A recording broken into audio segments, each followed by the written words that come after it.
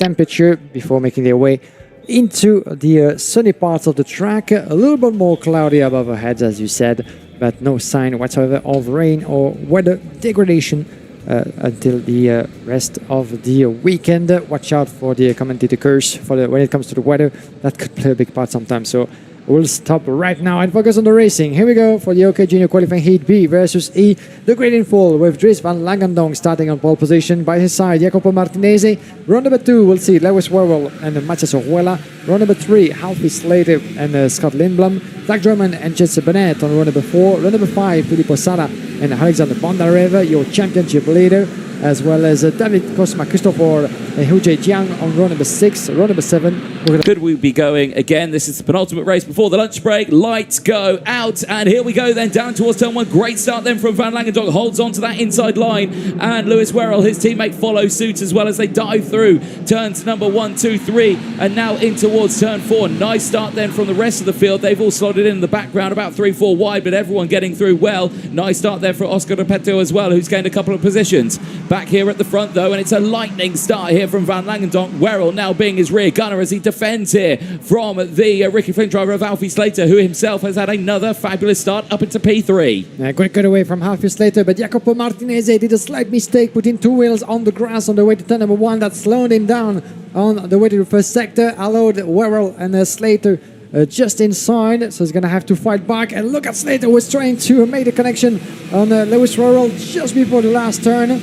And once again, this is the same strategy that has been applied as he did for his previous race that ended up with a win. So Slater very much on the charge on the way to turn number 3 and 4. The first hairpin of the track is not moving whatsoever. Inside or outside is going to have to wait a little bit longer.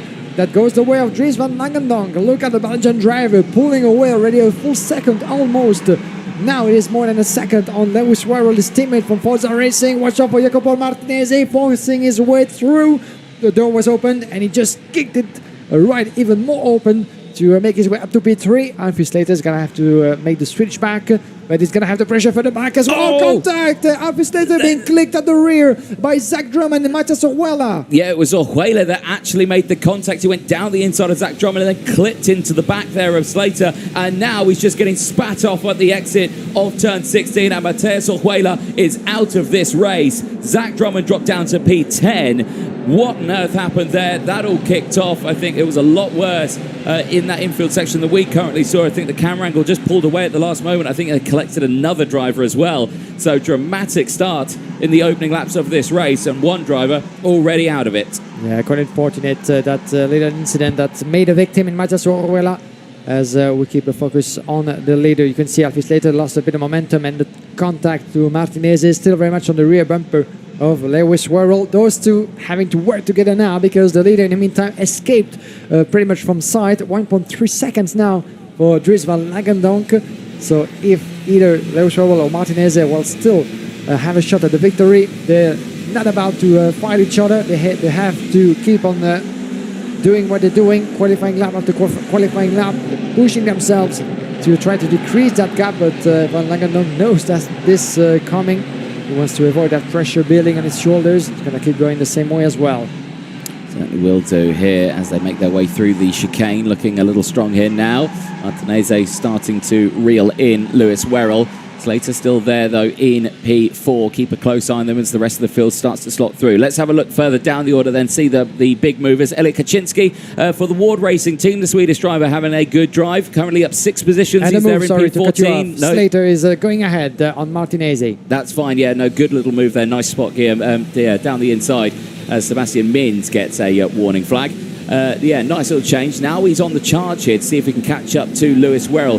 There's plenty of time left in this race. Possibly could be done. And Slater's had pace, you know. He's a couple of race wins. He wants to keep that momentum going, doesn't he? Yeah, he's showing that brilliantly on this move on Jacopo Martinez, who's been gaining a lot of experience in this year's championship. Alfie Slater, first year in the category, building on that experience as well. But he's certainly found the right setup on the Cremona circuit, a track to his liking. Strong pace ever since the start of the weekend for Alfie Slater, who got disqualified unfortunately for his first race, but he made that brilliantly by 2 wins in a row, and he's certainly chasing Another top 3 result is escaping a little bit on Martinez, as we have 4 drivers glued together pretty much as they come across once again. Daniel Kelleher being warned by the officials, 1.5 seconds, so there's no sign of trying to decrease that gap between the leader and the rest of the field. Lewis Wurrell having to hold off to Alfie Slater. This will be the battle for P2. No more about the win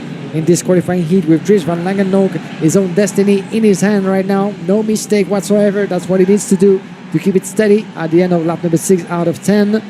But Lewis and Slater, that's it. This is far from being done between the 2 young British drivers. Look at the pace of Slater outside of the 2 left-hander in P10 and 11, and he made that stick beautifully at the end. Just before the end of that lap. This is one of the emergency spots, and he just used that to his advantage. Alfie Slater back into P2. Yeah, nice little drive there. It's just driving forward. Communication between Slater and Wurrell there, just saying, right, let's work together.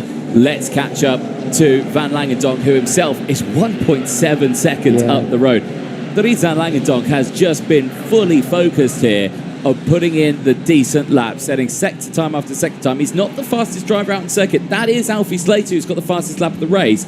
And already you can see that he's starting to break away from Lewis Wurrell. Wurrell not able to match the pace here of his fellow British driver, but certainly is doing his level best to stay in that 3rd place spot. But Jacopo Martinez is himself slowly reeling in, and I reckon we could have a move here. And it looked like Wurrell there went slightly defensive in towards turn 13. And he's having to do that because Jacopo Martinez is on the charge. Scott Lindblom down in P5, having to watch over his shoulder just a tiny bit because he has Alexander Bondarev for the back, Federico Sala, Burnett, Rocha, and Zach German running up the top 10. German, who lost a couple of positions as a result of that incident, and clipping with Matthias Owala, who clipped the rear bumper of Alfie Slater in the early stages of that race. But you could see that it didn't prevent the British driver to keep on going at a very impressive pace, even though he might have done a little slight mistake outside of number 7 out there.